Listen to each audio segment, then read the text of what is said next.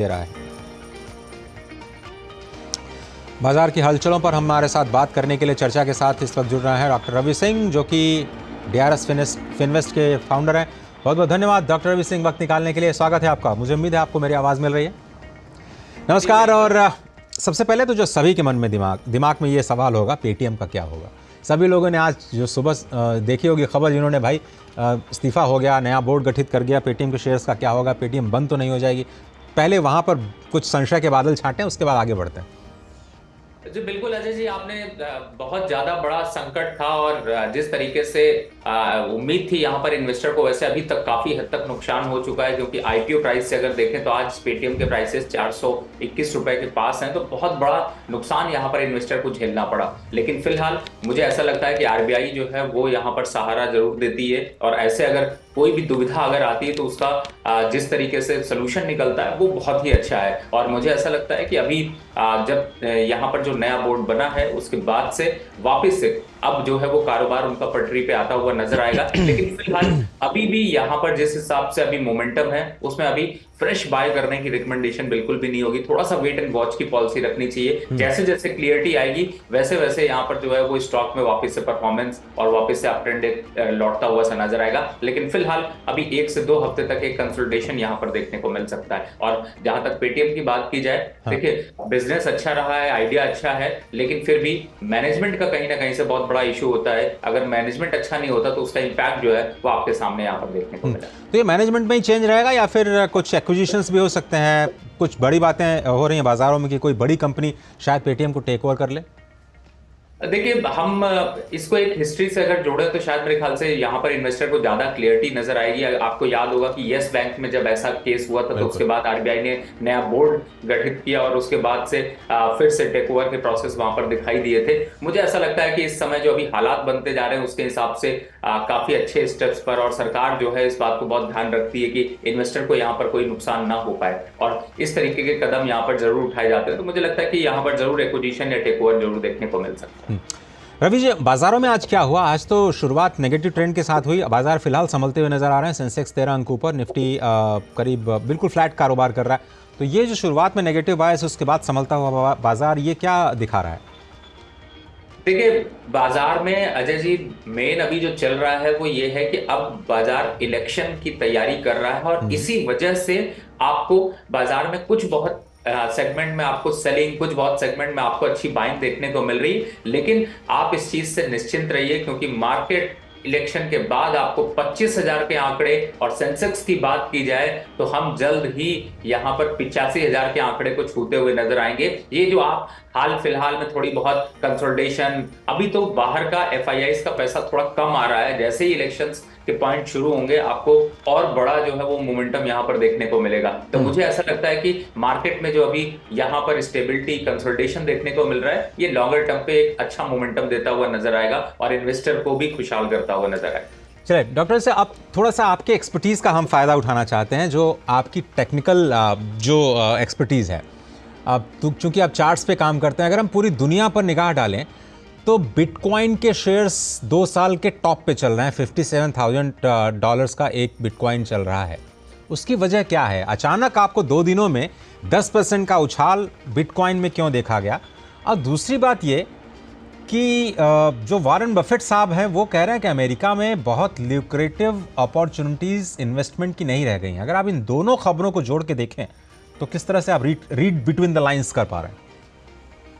देखिए सबसे बड़े अजय जी आपने बहुत इंपॉर्टेंट पॉइंट यहाँ पर बोला है, और मैं आपके जो आपने अभी ब्रेक से पहले आपने जो अभी न्यूज बताई थी, कल हमें भी मौका मिला प्रधानमंत्री जी को सामने से सुनने का एक इवेंट में, और उन्होंने कल वहां पर अपने सारे इवेंट बताया। उन्होंने एक बहुत कुछ पॉइंट मैं आपको वहां पर हाईलाइट करता हूं जिससे आपको भारत की ग्रोथ का पता चलेगा और बाहर के विदेशी अब क्यों इंडिया आएंगे उसका एक बहुत बड़ा रीजन यहाँ पर नजर आएगा। सबसे पहले तो देखिए, हम कल जब प्रधानमंत्री जी भाषण दे रहे थे उसमें बड़ी इंपॉर्टेंट एक बात कही कि 2001 से जो प्रोजेक्ट रुके हुए थे 2014 में उन्होंने पहले टाइमलाइन किए, और 2023 में आज स्थिति ये है, यानी कि आज देखा जाए तो 10 सालों में प्रधानमंत्री जी ने 500 से ज्यादा ऐसे प्रोजेक्ट जो रुके रहे उनको आगे लेकर आए और उनको यहां पर एक सिर्फ ये नहीं किया कि उसका डेवलपमेंट हुआ, वो सारे प्रोजेक्ट कंप्लीट हो चुके हैं। कुछ एक एग्जांपल देते हैं, जैसे कि IMSA की बात करें या फिर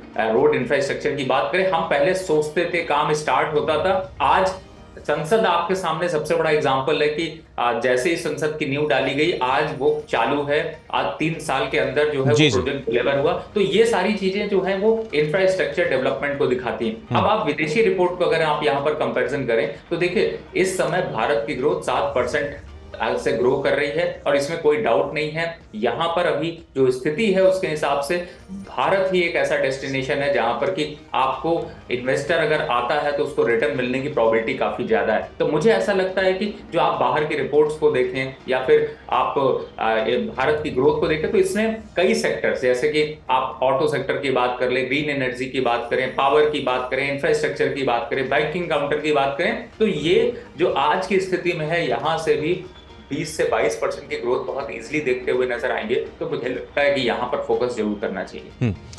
आज अगर हम बात करें तो ऑटोमोटिव सेक्टर को लेकर के, जो कि आपने ऑटोमोटिव सेक्टर की बात की, आज प्रधानमंत्री केरल और तमिलनाडु के दौरे पर हैं। वहाँ पर स्पष्ट तौर पर वो नई टेक्नोलॉजी की बात कर रहे हैं। ऑटोमोटिव सेक्टर में हम देख रहे हैं कि शिफ्ट थोड़ा सा हमने देखा है, भले ही अभी ईवी की रफ्तार उतनी तेज़ ना हो, लेकिन उनका शेयर धीरे धीरे बढ़ता हुआ नजर आ रहा है। तो ओवरऑल ऑटोमोटिव सेक्टर पर आपकी क्या राय है? देखिए, आपकी अजय जी खास बात यही है कि आप बहुत आसानी से इंडस्ट्री को कनेक्ट कर देते हैं। आपने देखा होगा कि पहले हम MSME, NBFC, इन सब काउंटर्स पे वो चीजें नहीं देखते थे, इन्वेस्टर को कॉन्फिडेंस नहीं आता था। आज MSME के लिए लोन इतना इजी हो गया है, किसी इंडस्ट्री को डेवलप करना इतनी इजी हो गया, और इसीलिए छोटी बड़ी इंडस्ट्री, चाहे वो सेमीकंडक्टर से हो, चाहे वो बैटरी से रिलेटेड हो, EV से रिलेटेड हो, कंपनियां बहुत तेजी से ग्रो कर रही हैं और वो ग्रोथ यहाँ पर साफ साफ देखने को मिल रही है। तो मुझे लगता है कि भविष्य की तैयारी हमने पहले ही कर ली है। और इस समय अगर ऑटो सेक्टर में अगर ग्रोथ की बात की जाए, आपके सामने मैं दिग्गज स्टॉक्स की बात करता हूं। आप मारुति को देखिए कि जिस हिसाब से यहाँ पर अट्रैक्टिव ग्रोथ देखने को मिली, एक्साइड इंडस्ट्रीज में देखिए, अगर ओवरऑल जिस हिसाब से ईवी को लेकर के टाटा मोटर के शेयर में आप देखिए कि उसका शेयर यहाँ पर 100% से ज्यादा की वृद्धि दिखा चुके हैं, आने वाले एक सालों के अंदर ही देखने को मिला है। तो मुझे लगता है कि अभी भी ग्रोथ यहाँ पे स्ट्रक्चर काफी स्ट्रांग है और इनमें काफी अग्रेसिव जो है वो ग्रोथ देखने को मिल सकती है।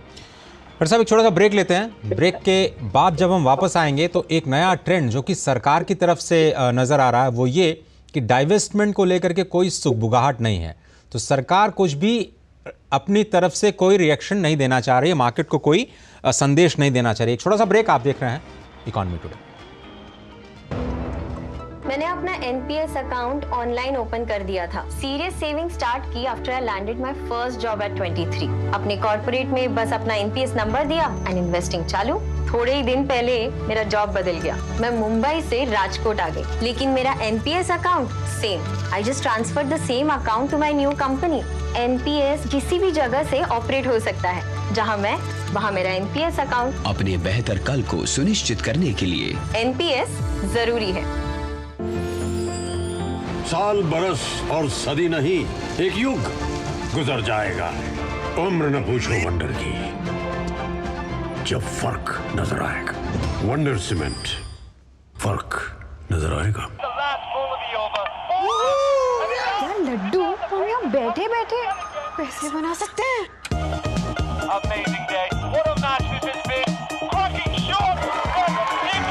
What a way to guys, मैं तुम्हारे बिजनेस आइडिया का बड़ा फैन हूं। अब बिजनेस चाहे जो भी, SBI का करंट अकाउंट तो चाहिए ना। SBI करंट अकाउंट से सिंप्लीफाइड बिजनेस ट्रांजैक्शंस और ग्रेट कस्टमर सर्विस। SBI, देश का फैन। मुथूट फाइनेंस, भारत का नंबर 1 सबसे भरोसेमंद financial services brand. Gold loan के लिए अभी कॉल करें 1-800-313-1212। स्वागत है आप सभी का। आप देख रहे हैं इकोनॉमी टुडे और हमारे साथ डॉक्टर रवि सिंह बने हुए हैं, DRS इन्वेस्ट के फाउंडर और स्टॉक मार्केट एक्सपर्ट। आज बाज़ारों पर चर्चा हम लगातार कर रहे हैं। डॉक्टर रवि सिंह, बहुत बहुत स्वागत आपका एक बार फिर से DD न्यूज़ पर इकोनॉमी टुडे में। और अब हम बात करना चाहते हैं IT सेक्टर की। IT सेक्टर में जो पर्सपेक्टिव है वो क्या नज़र आ रहा है, क्योंकि अब तो Bharat as a country hardware पे ज़्यादा फोकस कर रहा है, इलेक्ट्रॉनिक मैन्युफैक्चरिंग पे ज़्यादा फोकस कर रहा है। तो जो हमारी एक छवि थी सॉफ्टवेयर पावर के तौर पर, क्या वो अब कहीं थोड़ी कुंद होती नज़र आ रही है या फिर ये जर्नी जारी रहेगी? देखिए, आईटी सेक्टर में थोड़ा सा अभी आपको 1 से 2 क्वार्टर में एक स्टेबिलिटी देखने को मिल सकती है, या फिर ये कहें कि थोड़ा ग्रोथ स्ट्रक्चर पे यहाँ पर थोड़ा सा रुकावट देखने को मिल सकती है। और इसका इम्पैक्ट आपने बड़े दिग्गज कंपनियां, चाहे वो आपकी टीसीएस रही हो, इन्फोसिस रही हो, एचसीएल या फिर विप्रो में आपको देखने को मिला है। लेकिन इसके कंपैरिजन में आपको अजय जी बताऊं तो आप जो छोटी मंझोली कंपनियां हैं जो डोमेस्टिक लेवल पर काम कर रही हैं, उनमें आपको एक अच्छा मोमेंटम यहाँ पर देखने को मिल रहा है। तो आप छोटी कंपनियों की तरफ आप यहाँ पर फोकस करें तो आपको ज्यादा बेहतर मुनाफा देखने को मिलेगा और ज्यादा अच्छी स्ट्रैटेजी आप बना सकते हैं। लेकिन अगर दिग्गज कंपनियों को देखें तो शायद मेरे ख्याल से 1 से 2 क्वार्टर में थोड़ी आपको एक जो ग्रोथ है वो थोड़ा सा समझौता करना पड़ सकता है, यानी कि यहाँ पर थोड़ी सी स्टेबिलिटी देखने को मिल सकती है। अब मेरा वो सवाल जो ब्रेक के पहले हमने उठाया था कि जब हमने डाइवेस्टमेंट सेक्रेटरी दीपम सेक्रेटरी से बात किया कि आपने डाइवेस्टमेंट को लेकर कोई लक्ष्य क्यों नहीं दिया, उन्होंने कहा भाई हम बाजार को कोई सिग्नल नहीं देना चाहते, जब हमारा मन करेगा सरकारी कंपनियों में हम अपना स्टेक ऑफ सेल करने का वो प्रयास करेंगे, बट पहले से कोई भी हम ट्रेंड देना नहीं चाहते। पीएसयूज को लेकर के आप लोगों की क्या राय बन रही है अभी?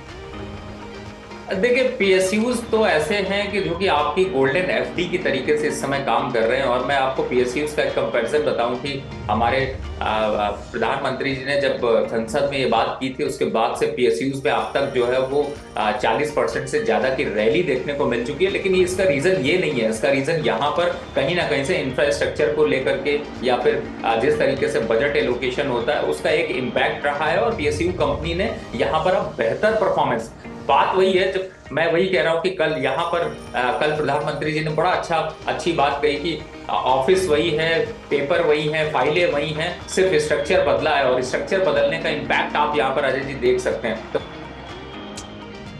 इसी वजह से पीएसयू कंपनियों में भी ये आपको तेजी का ट्रेंड देखने को मिल रहा है। और अभी भी मुझे ऐसा लगता है कि पीएसयूज पे बिल्कुल आपको दावा लगाना चाहिए। और खासतौर से इलेक्शन से पहले, अगर इलेक्शन के बाद बात करेंगे तो शायद 20% तक की रैली और देखने को मिल सकती है। एक अंतिम सवाल रवि जी, चलते चलते आजकल के जो युवा हैं बहुत तेजी से स्टॉक मार्केट की तरफ आ रहे हैं। रोज लोग मोबाइल ऐप के जरिए अपना कोई नया डीमैट अकाउंट खोल रहे हैं, यहाँ तक कि कुछ लोग फ्यूचर्स एंड ऑप्शंस में भी ट्रेडिंग करने के लिए रिस्क ले रहे हैं, स्मॉल कैप कंपनियों पर दाव लगा रहे हैं। ऐसे में जो रिस्क लेने की जो एपेटाइट है युवाओं में बढ़ रही है, ऐसे लोगों को आप सावधान करना चाहेंगे या ठीक दिशा में जा रहे हैं लोग? देखिए, बिल्कुल आपने अजय जी आपने युवाओं के जड़ की बात की है। मैं यहाँ पर एक चीज जरूर बोलना चाहूंगा। पहली बात है कि आप लोग फ्यूचर एंड ऑप्शन में ट्रेड करने से बचें, थोड़ी स्ट्रैटेजी को समझें, बनाएं, तब ट्रेड करें। और जो सबसे इंपॉर्टेंट पॉइंट है कि यहाँ पर सोशल मीडिया पर आप देखिए, जो आरबीआई जो कहती है, जो यहाँ पर सेबी कहता है, वो ये कहता है फ्यूचर एंड ऑप्शन में जो ट्रेड करते हैं उसमें 10 में से 9 लोगों को नुकसान होता है। लेकिन जब आप इन्फ्लुएंसर्स और यूट्यूब और इंस्टा और फेसबुक देखते हैं तो आपको लगता है कि 100 में से 99 लोगों को प्रॉफिट होता है। तो इस इल्यूजन से बचें, सही राय लें, सही ब्रोकर से समझें। और मैं एक बात अजय जी बता दूं कि स्टॉक मार्केट से बड़ा कोई बिजनेस नहीं है। और उसका एक बहुत बड़ा रीजन है, चाहे आप आईटी कंपनी में काम कर रहे हो, मेडिकल में काम कर रहे हो, डिफेंस में काम कर रहे हो या किसी भी सेगमेंट में काम कर रहे हो, स्टॉक मार्केट एक ऐसा है जो कि सबको आकर जोड़ता है और सबका जो एक अट्रैक्शन है वो स्टॉक मार्केट की तरफ बना रहता है। लेकिन संभल कर निवेश करें, खतरे से जरूर वाकिफ रहें और कोशिश करें कि अच्छे जो रजिस्टर्ड एडवाइजर्स हैं उनकी एक बार जरूर राय लें, उनसे जरूर जाकर मिले, आपके जरूर वहां पर जो है वो थॉट चेंज होते हुए नजर आए।